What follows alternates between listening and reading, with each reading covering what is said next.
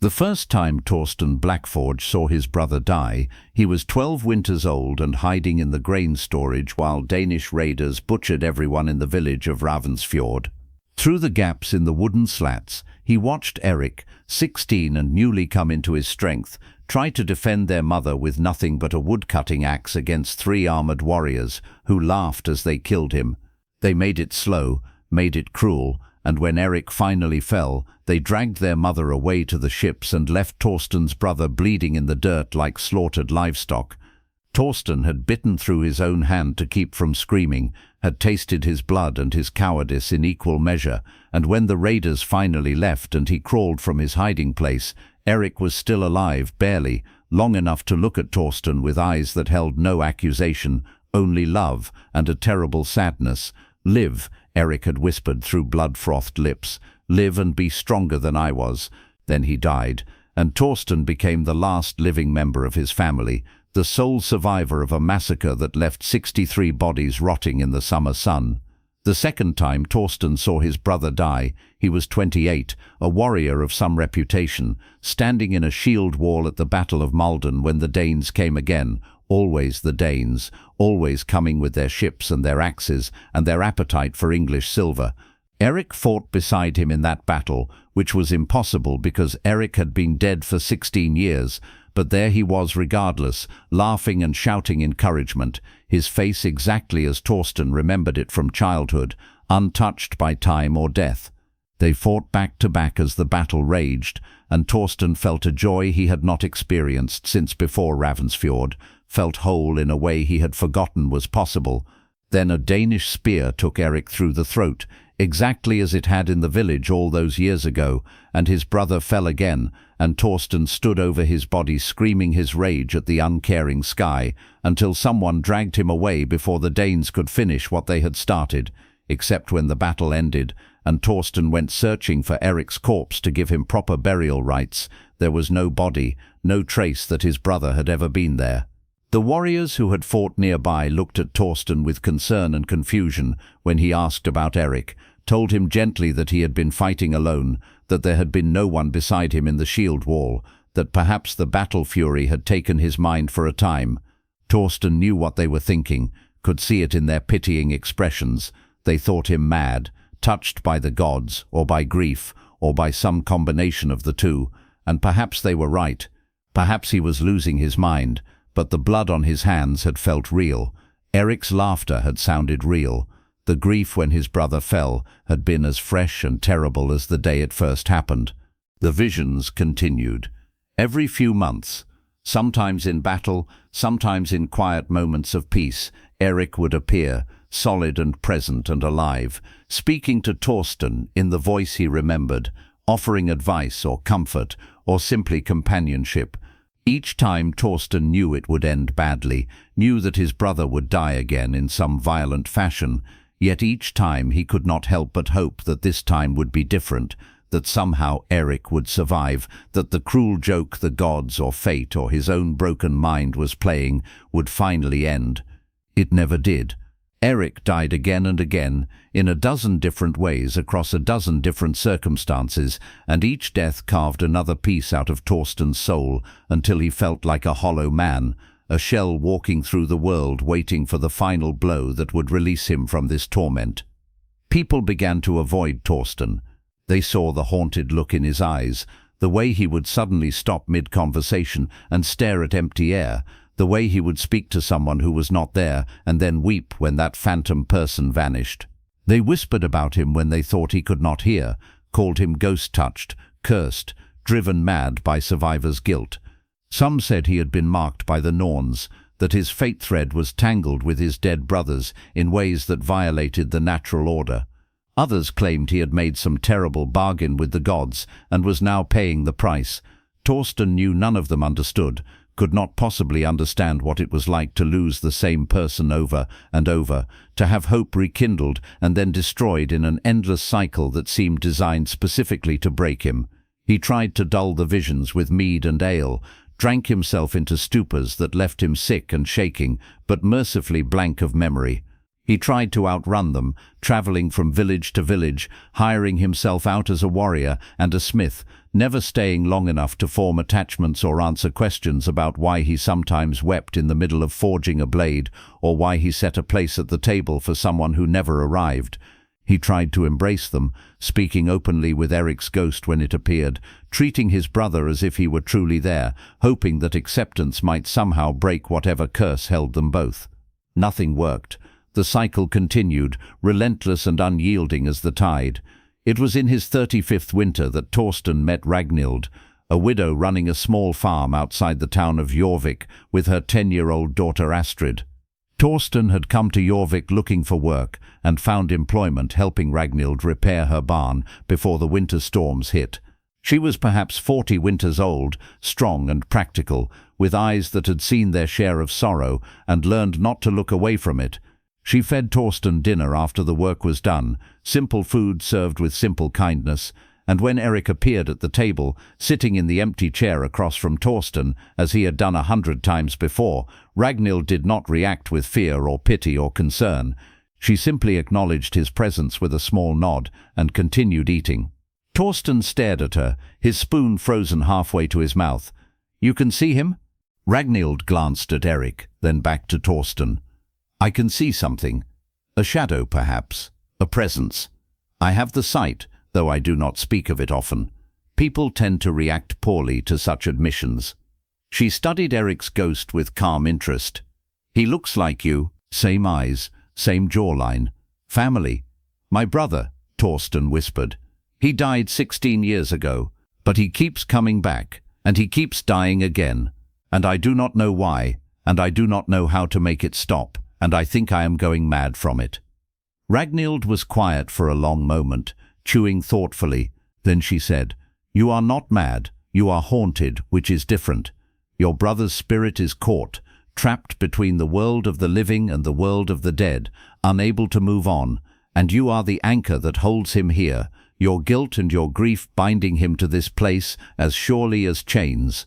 He appears to you because you call to him, though you do not realize you are doing it, and he dies again and again, because that is the only memory of him you truly hold, the moment you watched him bleed in the dirt while you hid and did nothing."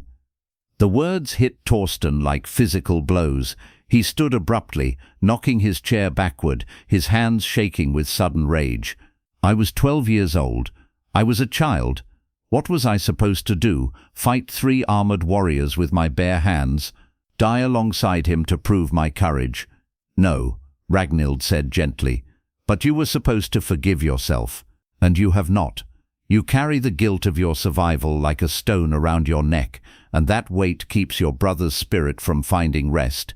He cannot leave because you will not let him go, and you cannot let him go because you have convinced yourself that remembering his death is the only way to honor his life."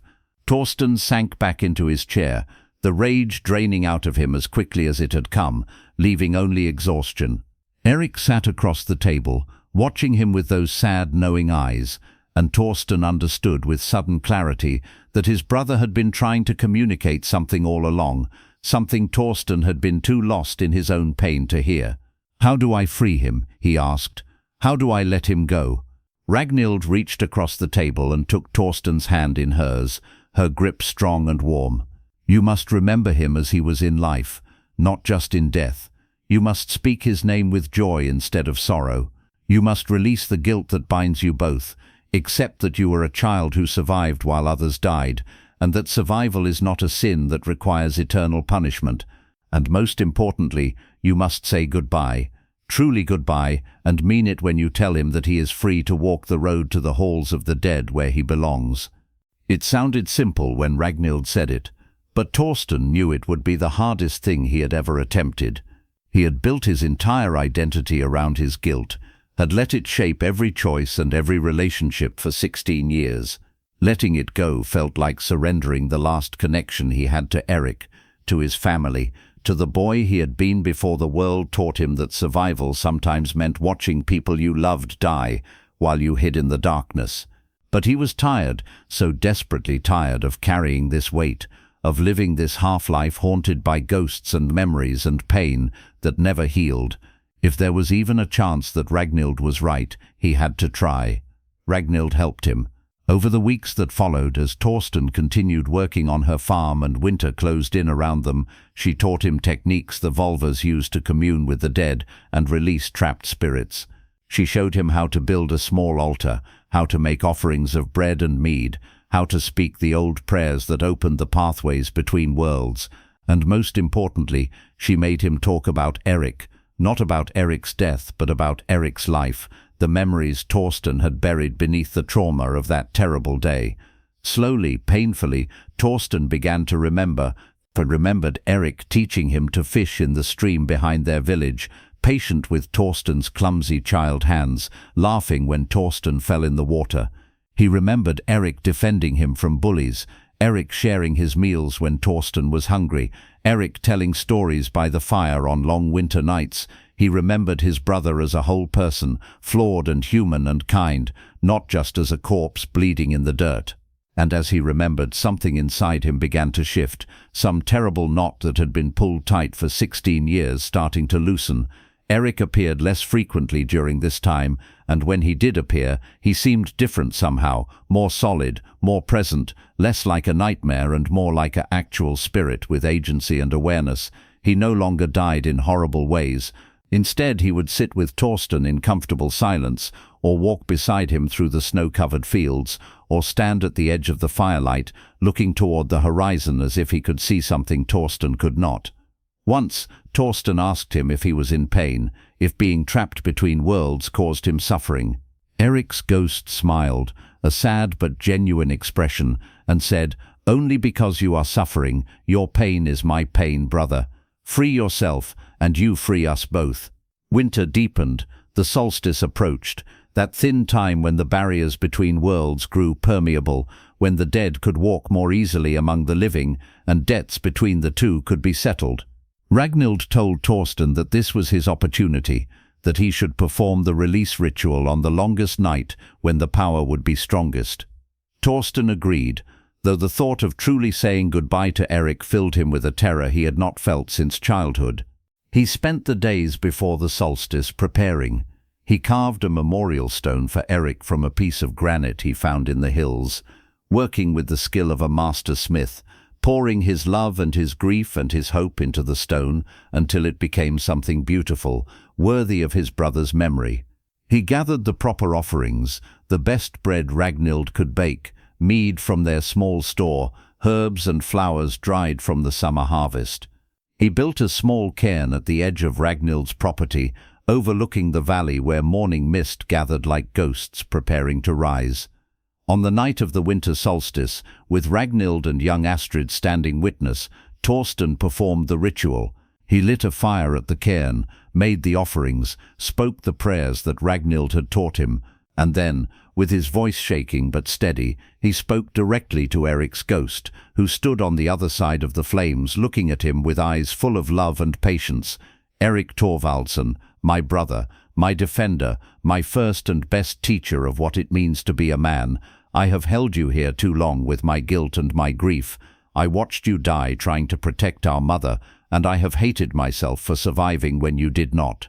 I have punished myself every day for 16 years, and in doing so I have punished you as well, binding your spirit to this world when it should have been free to rest in the halls of your fathers. I am sorry. I am so deeply sorry. Not for surviving, because I understand now that my survival was what you died to ensure, that your last gift to me was life, and I have dishonored that gift by refusing to truly live. I am sorry for being too afraid to remember you with joy, for making your death the only thing about you that mattered. You were so much more than how you died. You were brave and kind and patient. You taught me to fish and to fight and to laugh. You defended me when I was weak, and believed in me when I did not believe in myself. You were a good brother, the best brother, and I have loved you every moment of my life, even when that love was tangled up with pain and shame." Torsten's voice broke, tears streaming down his face, freezing in his beard. He forced himself to continue. "I release you now, Erik. I let go of the guilt that has bound us both. I accept that I was a child, that I did what I could, that I survived because you made it possible for me to survive, and that there is no shame in living when others die. I will remember you with gladness from this day forward. I will speak your name with pride. I will tell your stories to children not yet born, and your memory will live as long as I draw breath. But I will not chain you here any more with my suffering. You are free, brother. Walk the road to the halls of the dead. Feast with our father and our mother in the golden halls where heroes dwell. Find your rest, find your peace, and know that I will carry you in my heart, not as a burden but as a blessing, until the day I join you beyond the veil." The words hung in the frozen air like visible breath. Eric's ghost stood motionless on the other side of the fire, his form beginning to shimmer and fade like morning mist touched by sunlight. He smiled at Torsten, a brilliant, joyful expression that Torsten had not seen since they were children, and he spoke one last time, his voice clear as a bell. "Thank you, little brother. Thank you for finally letting me go. Thank you for finally forgiving yourself. Live well, live fully, live the life I could not, and know that I am proud of you, have always been proud of you, will be proud of you in whatever halls await the honored dead. You were brave then when you survived. You are brave now in choosing to truly live.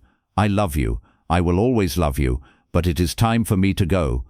Eric's ghost raised his hand in farewell, and Torsten raised his in return, and then his brother faded, dissolving into starlight and snow and memory, truly gone at last, truly at rest. The fire burned down to embers, the night grew colder, and Torsten knelt at the cairn and wept. But this time his tears were not only for grief, but also for release, for freedom, for the terrible, beautiful gift of letting go. In the days and weeks that followed, Torsten discovered what it meant to live without the constant weight of guilt crushing him. The world seemed brighter somehow, colors more vivid, sounds clearer. He could laugh without the laughter turning bitter in his throat. He could sleep without nightmares clawing him awake in a cold sweat. Eric did not appear again, and while Torsten missed his brother with an ache that would never fully fade, he was grateful that Eric had finally found peace. Ragnhild watched Torsten's transformation with quiet satisfaction, and as winter turned to spring, their relationship deepened from friendship into something warmer, something that acknowledged the comfort they found in each other's presence. Torsten had never thought to marry, had assumed his curse made him unsuitable for any kind of normal life, but Ragnhild was not looking for normal, and neither was he. She understood ghosts, both literal and metaphorical, and she did not ask him to be anything other than what he was, a man learning slowly how to be whole again. They married that summer in a simple ceremony attended by neighbors and Ragnhild's scattered family. Young Astrid stood between them during the vows, solemn and serious, and when Torsten promised to care for her as his own daughter, she smiled and took his hand without hesitation. It was not the life Torsten had imagined for himself when he was young, before Ravensfjord, before Eric's death, before 16 years of haunting and madness, but it was a good life, built on honesty and acceptance, and the understanding that broken things could still have value, that survival was not a sin, that peace was possible even for those who had known profound suffering. Torsten never forgot Eric.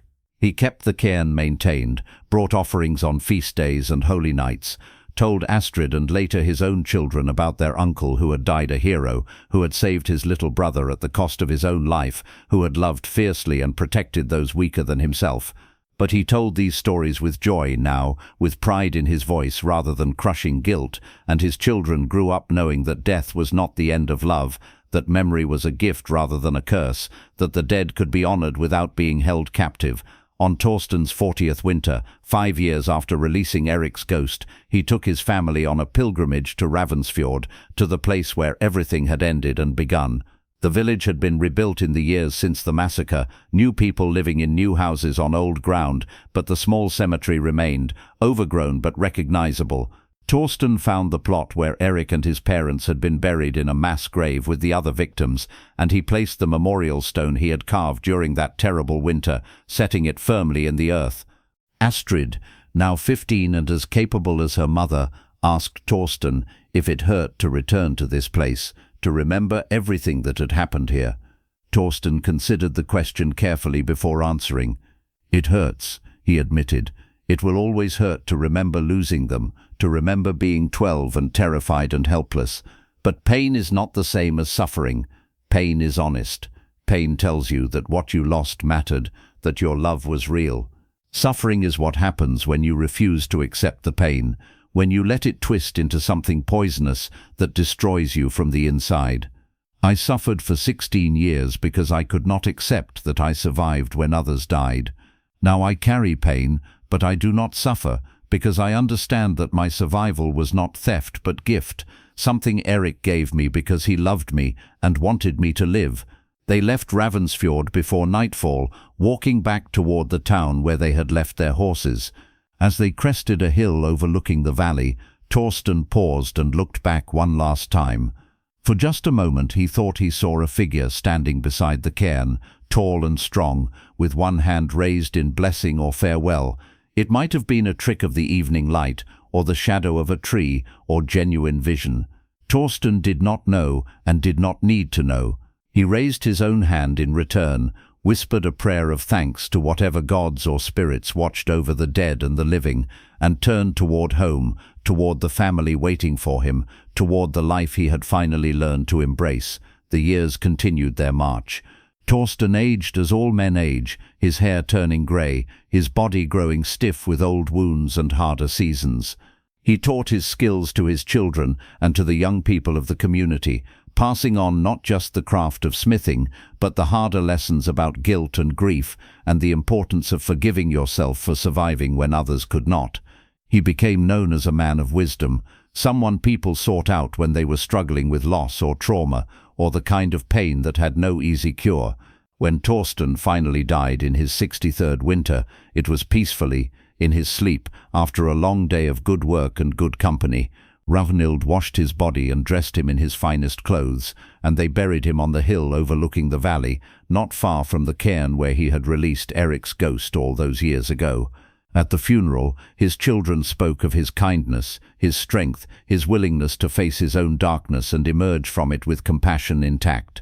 They said he had taught them that courage was not the absence of fear, but the choice to continue despite it, that love outlasted death, that healing was possible even for the deepest wounds.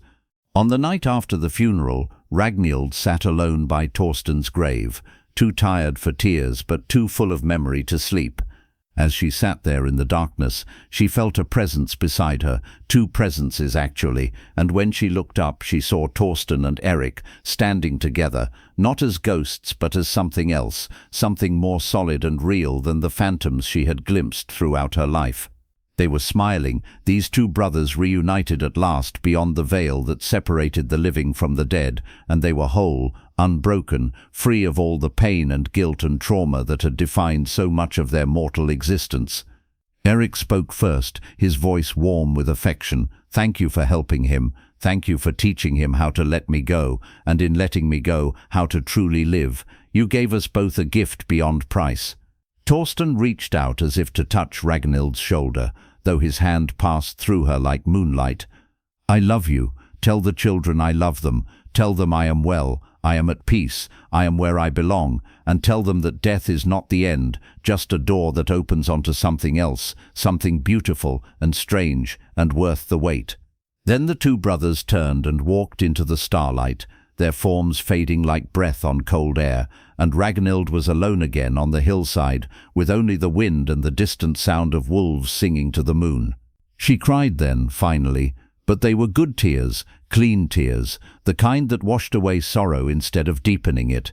She stayed there until dawn painted the eastern sky, then rose stiffly and walked back to the farm, to the life that continued despite loss, to the work of living that was sometimes burden and sometimes blessing, but always, always worth the effort. And in the years that remained to her, when people asked Ragnhild about Torsten and about the strange haunting that had nearly destroyed him, she would tell them the truth, that ghosts were not always evil or vengeful, that sometimes the dead lingered because the living held them captive with grief, that the truest way to honor those you had lost was not through endless mourning, but through joy, through living fully, through embracing the life they had died to preserve. She told them that guilt was a prison we built for ourselves, that forgiveness was the key that opened the door, that love was stronger than death, but only if you let it be, only if you chose to carry it as blessing rather than burden. These lessons spread through the community, passed from person to person, generation to generation, becoming part of the collective wisdom of the people who lived in that place. And though the specific details of Torsten and Eric's story eventually faded into legend, the essential truth remained that we honor the dead best by living well, that survival is not a sin, that guilt serves no one and frees no one, and that the hardest and most necessary courage is the courage to forgive yourself for being human, for being flawed, for being alive when others are gone.